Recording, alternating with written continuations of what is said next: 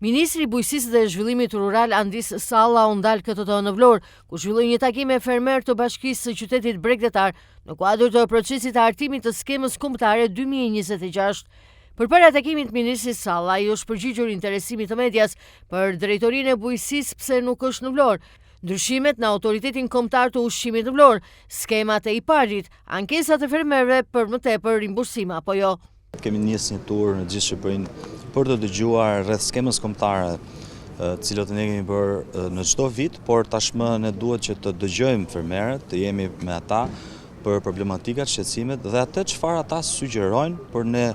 që të ndryshojmë në strukturën tonë, por edhe ata që sugjerojnë për ta futur në një skemë të re. Pra është një qasje e cila ne po i marrim mendimin çdo fermeri në mënyrë që ata të japin idetë e tyre, por edhe ne ta vlerësojmë sipas buxhetit dhe legjislacionit të cilët ne duhet ta parafrojmë sipas Bashkimit Evropian. Mbasi të përfundojmë të gjithë takimet, do dalim me një skemë të re, por duke parë parasysh që në disa nga qytetet që ne kemi zhvilluar tashmë takimet, kemi marrë sugjerime të reja, gjë e cila do reflektohet edhe në skemën e re. Ankesa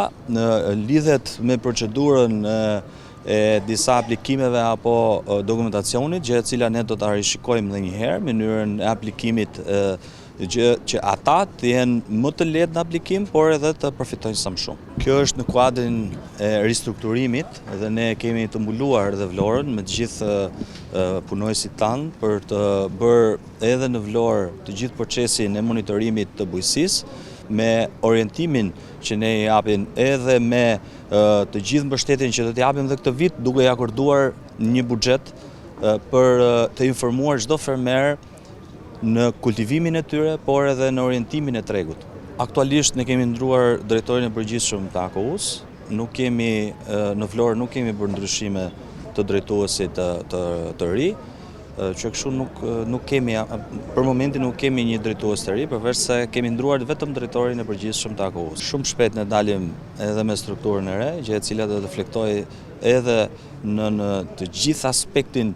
e kuadrit në parafrimin jo vetëm të legjislacionit, por edhe ndryshime të reja,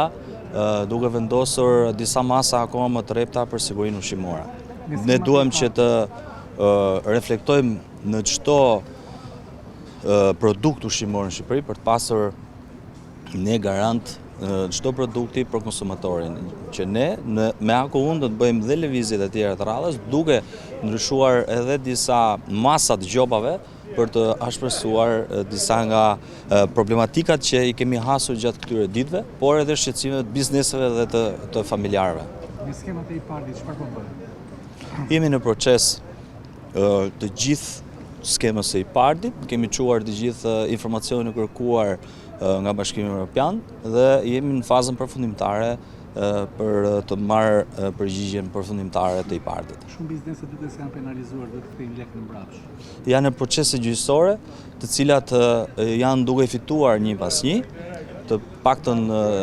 bizneset e fundit që kanë pasur problematikat të saj dhe jemi në një proces ku ne duke verifikuar të gjithë problematikat e IPARD-it. Siç mësohet në sallën e Pallatit të Kulturës në Vlorë, ministri Salla dëgjoi nga afër kundërshtrimet e fermerëve mbi sfidat aktuale potenciale të pashfrytzuara, si dhe nevojat për mbështetje më të qëndrueshme, me synim zhvillimin afatgjatë të bujqësisë në zonat të rrethit të Vlorës. Në fokus të diskutimeve ishte nevoja për politika mbështetëse që krijojnë qëndrueshmëri, rritje të prodhimit dhe perspektivë reale për fermerët. Sipas ministrit, skema kombëtare 2026 do të synojë të adresojë specifikat rajonale, duke orientuar mbështetjen drejt sektorëve më potencial zhvillimor, si dhe vlerë të shtuar. Takimi në Vlorë në kuadër të turit të konsultimeve me fermerët në mbarvendin për përfshirjen e tyre direkte në procesin e hartimit të politikave mbështetëse për sektorin bujqësor, hartimin e skemës kombëtare 2026 për fermerët, duke cilësuar këtë si një hap të rëndësishëm për orientimin efikas